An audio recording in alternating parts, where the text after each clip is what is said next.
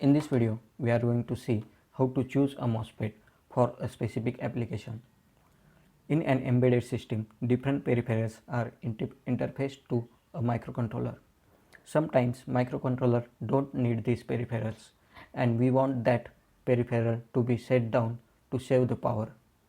In this video, we will see how to select a MOSFET for a 3.3 volt powered circuit. A 3.3 volt power microcontroller will use this MOSFET for switching on and off the peripheral like any Wi-Fi module or any sensor.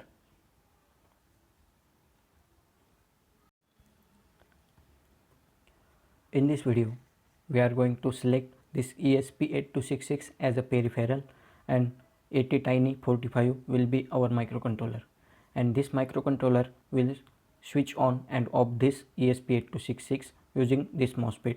We are going to select this MOSFET, and this VPH is the voltage across our peripheral, and this VDS is the voltage across this drain to source. Now let us see the LiPo battery voltage.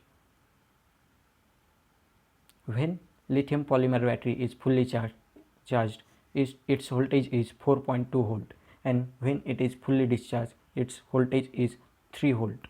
Hence we need to select MOSFET which will work well at 3 volt.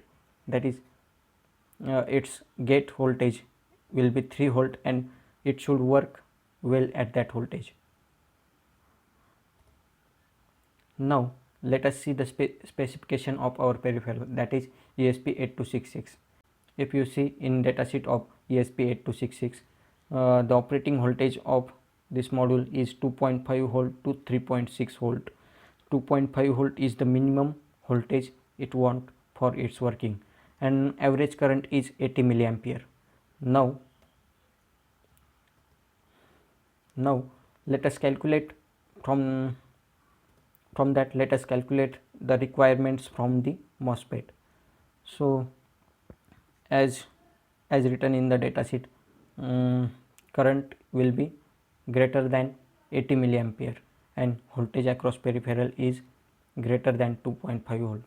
So voltage across this drain to source voltage will be 3 minus battery voltage 3 minus this peripheral voltage 2.5 will be 0.5. So VDS should be less than 0.5 volt, and when battery is at its lowest and when battery is fully discharged, then output of this digital pin will be nearly equal to 3 volt. So these are the conditions. So requirements from MOSFET will be at VGS equal to 3 volt, we want ID greater than, so ID max, this is the ID max of the MOSFET, and it should be greater than 80 milliampere, and VDS should be less than 0.5 volt at this current and at this VGS voltage. So we are going to check these 5 MOSFETs for our application. First one is IRF 510. It is power MOSFET. We already know that power MOSFET is not suitable for such a small voltage, but still we will check why it is not suitable. Then it is general purpose MOSFET and BS 170, BSS 138, and then this SI 2302, and this is the MOSFET specification. It will be always at the top right, so that will be in front of our eye always. And this main thing is all these MOSFETs have ID max greater than 80 milliampere. So this first requirement is fulfilled. Now we only need to check this IDS less than 0.5 volt. Now this is the circuit we will use for our analysis. Load is 33 ohm resistor, and this is pot for changing VGS.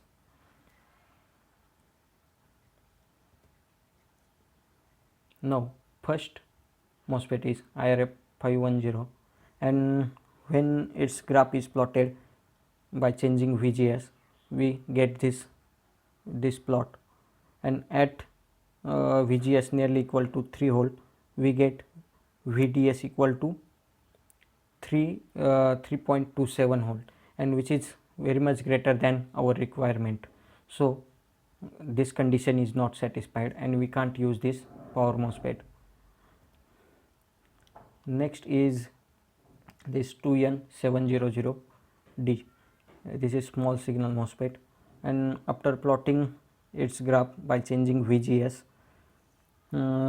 at VGS nearly equal to 3 volt, we get VDS equal to 2.22 volt, and which is also more than our requirement, and hence this condition is not satisfied. Now next MOSFET is BS170. It is also a small signal MOSFET, and after plotting its graph, we get VDS equal to 1.72 volt at VGS equal to 3.06, and it is also greater than our requirement, hence condition is not satisfied. Next is BSS 138, and here it is very close to our requirement. VDS is 0.7 volt, just 0.2 volt greater than our requirement, that is this 0.5 volt at VGS equal to 3 volt. The second condition is not satisfied, hence we can't use this for our application. And last one is this SI2302DS. It is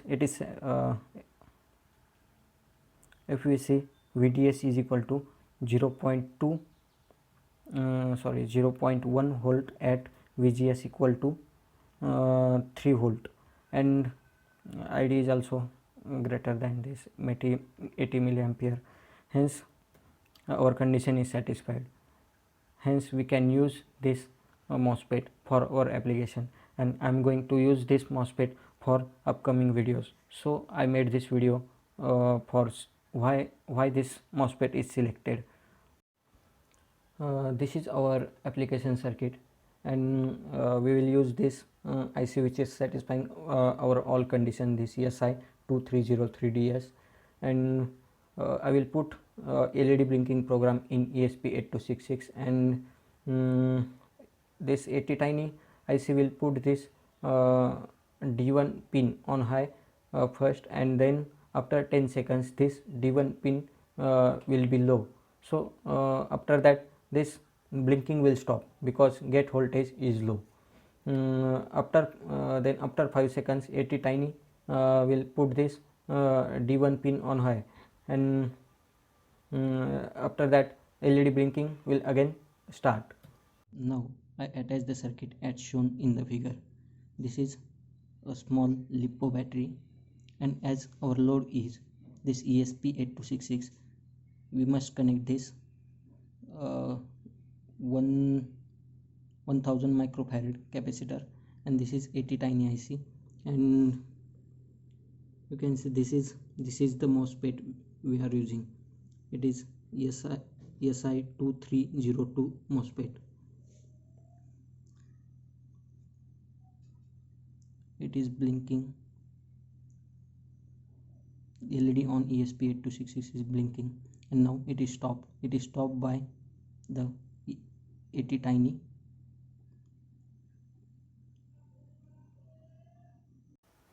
So same procedure can be used for choosing MOSFET in 5 volt power system.